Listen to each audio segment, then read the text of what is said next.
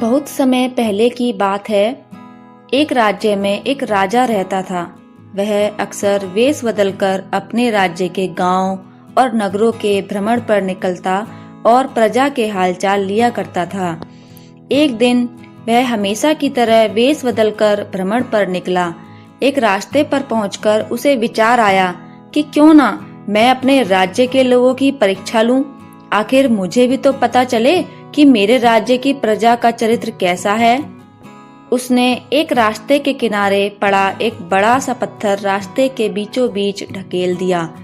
रास्ते के बीचों बीच आ जाने की वजह से पत्थर ने आधा रास्ता घेर लिया था। वह रास्ते पर अवरोध की तरह था। राजा पेड़ के पीछे छुप गया और देखने लगा कि कौन उस रास्ते के पत्थर को हटाता है। कई लोग उस रास्ते से गुजरे और रास्ते पर पड़े पत्थर को देखकर अपनी असुविधा जताने लगे। वे राजा की बुराइयां करते कि उसे प्रजा की परेशानियों का ध्यान नहीं है। रास्तों पर इस तरह बड़े बड़े पत्थर पड़े रहते हैं, लेकिन उन्हें हटाने की कोई व्यवस्था नहीं रहती। किंतु कोई भी इस पत्थर को वहां से हटाने का प्रयास नहीं करता। राजा छुपकर सारा हाल देख रहा था। कई घंटे बीत गए थे, किंतु किसी ने उस पत्थर को हटाने का प्रयास नहीं किया था। राजा दुखी हो गया कि उसके राज्य के लोग कितने स्वार्थी हैं, जो दूसरों की कमियां तो निकालते हैं पर खुद भलाई का कोई काम नहीं करते। वह स्वयं रास्ते पर पड़ा पत्थर हटाने के लिए आगे बढ़ा। तभी उसने देखा कि एक किसान पीठ पर धान की बोरी लादे आ रहा है। वह फिर पेड़ के पीछे छुप गया। उसने सोचा, इस व्यक्ति को देख लेता हूँ। इसने भी पत्थर ना हटाया तो मैं स्वयं हटा दूंगा। किसान पत्थर के पास पहुंचा और ठहर गया।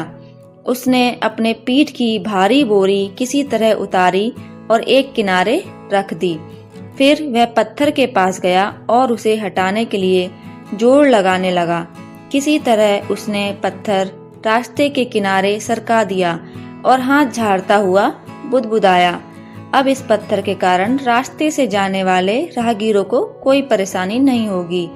वह अपनी बोरी उठाने के लिए बढ़ने लगा तो उसकी नजर एक पोटली पर पड़ी। वह उसी स्थान पर थी जहां पत्थर पड़ा था। राजा ने ही वह पोटली पत्थर के नीचे दबाई थी। उसके साथ एक पत्र भी था। किसान ने पत्र पढ़ा। उसमें लिखा था, ये पोटली राज्य के राजा की तरफ से रास्ते का पत्थर हटाने वाले व्यक्ति का पुरस्कार है। किसान ने पोटली खोली।